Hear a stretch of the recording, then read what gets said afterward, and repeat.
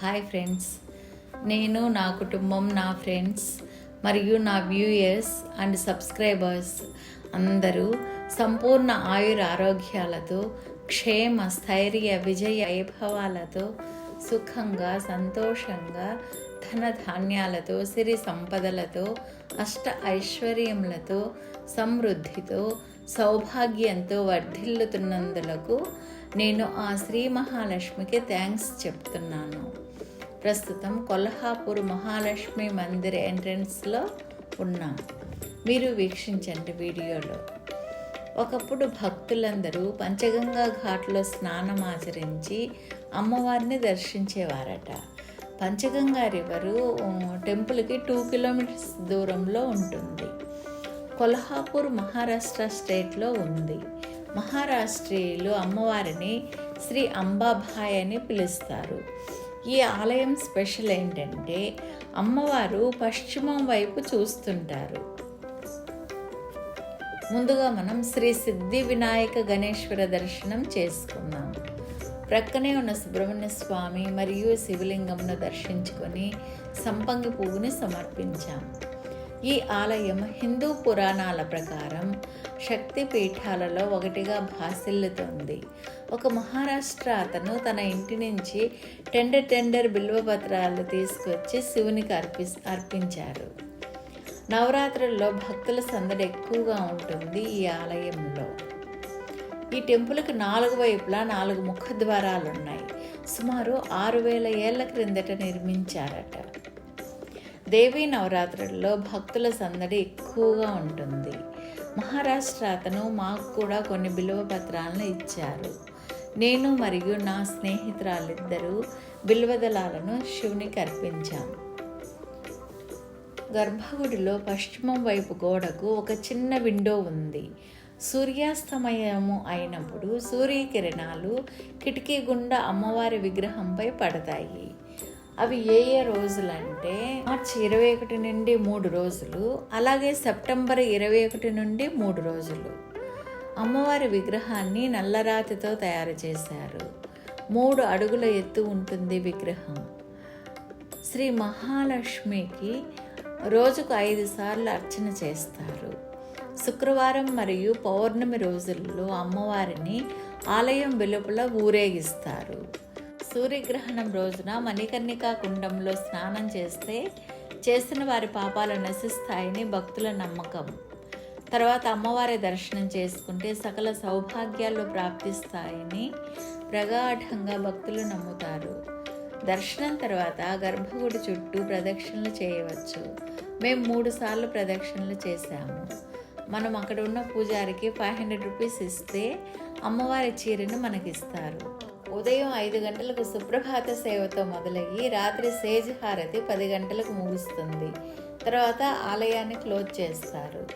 ప్రళయకాలంలో శ్రీ మహాలక్ష్మి తన కరములతో ఈ ఊరిని ఎత్తి పట్టుకుని రక్షించిందని, అందుకని ప్రజలు కరవీరపురం అని పిలుస్తారు.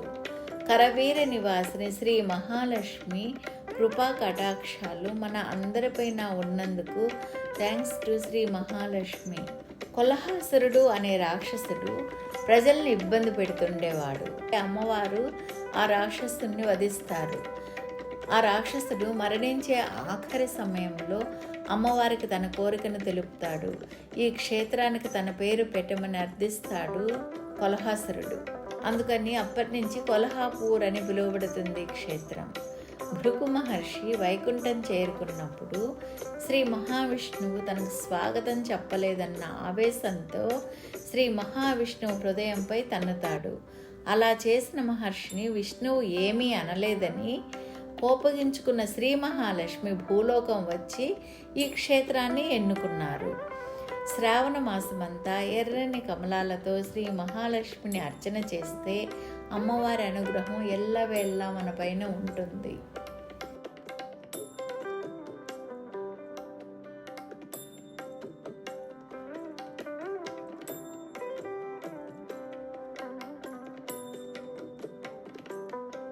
మేము క్యూలో వెళ్ళేటప్పుడు వారాహి దేవతను, కామాక్షి అమ్మవారిని దర్శించుకున్నాం. ప్రక్కనే ఒక పెద్ద రావి చెట్టు ఉంది. చెట్టు క్రింద అమ్మవారి పాదాలున్నాయి. అలాగే క్యూలో కొంచెం ముందుకు వెళ్తే తిరుపతి బాలాజీ దర్శనమిస్తారు. అతన్ని దర్శించుకొని బయలుదేరి కొంచెం ముందుకు వెళ్తే గణపతి దర్శనం చేసుకొని అమ్మవారి ఆలయంలోకి ప్రవేశించాం. అమ్మవారి గర్భగుడి ముందు మనం వెళ్ళేటప్పుడు ఎడంవైపు శ్రీచక్రం ఉంటుంది, కుడివైపు సరస్వతీదేవి ఉన్నారు. శంకరాచార్యులు వచ్చినప్పుడు అమ్మవారిని దర్శనం చేసుకుని దర్శనానంతరం శ్రీచక్రాన్ని స్థాపించారట ఇక్కడ. అమ్మవారి దర్శనానంతరం సూర్యనారాయణ మరియు శ్రీకృష్ణ దర్శనం చేసుకున్నాం. తర్వాత ధన్వంతరిని మనం దర్శించుకొని ఒళ్ళంతా మసాజ్ చేయాలట. అలా చేస్తే మంచిదని అంటారు భక్తులు. అందుకోసం మేము ధన్వంతరికి ఒళ్ళంతా మసాజ్ చేసి దండం పెట్టుకున్నాం.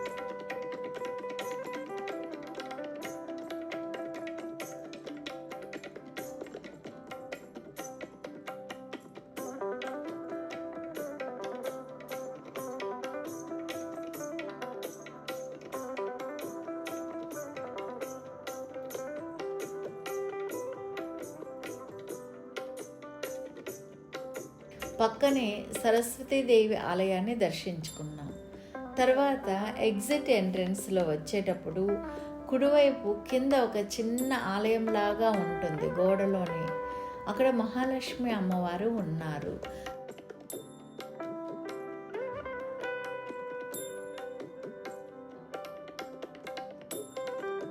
ఎడం వైపు గజలక్ష్మి అమ్మవారు ఉన్నారు. కొంచెం ముందుకు వెళ్తే తుల్జా భవానీ అమ్మవారు ఉన్నారు. ఇక్కడ మీరు దర్శించుకోండి.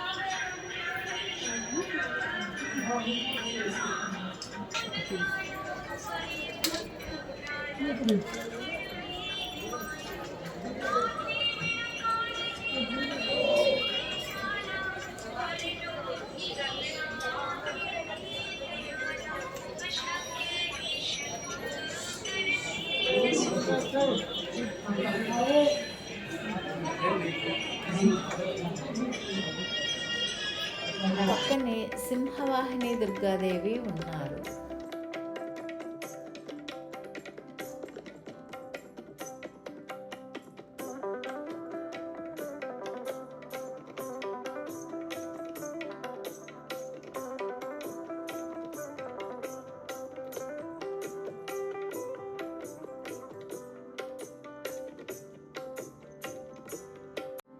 శనేశ్వరునికి జిల్లేడు ఆకులు మాలలు వేశారు చూడండి. మేము శనివారం రోజు వచ్చాము, ఈవేళ శనివారము. అందుకోసము శనేశ్వరుడికి స్పెషల్గా జిల్లేడు ఆకుల మాలలు వేసి ఉన్నాయి. మరియు పెరుగు అన్నంతో స్వామివారిని అభిషేకిస్తున్నారు. ఎల్లో వైట్ డ్రెస్లో ఉన్నది నా ఫ్రెండ్ ప్రశాంతి, పింక్ డ్రెస్లో ఉన్నది నా ఫ్రెండ్ ప్రసన్న. కొల్హాపూర్లో చూడవలసిన places main Mahalakshmi Mandir, Shahu palace, Panhala fort, Rankala lake, వీటిని చూడవచ్చు. మరియు పంచగంగా ఘాట్ కూడా దర్శించుకోవచ్చు. Hello viewers, like, share and subscribe this video. Bye. See you soon in next video.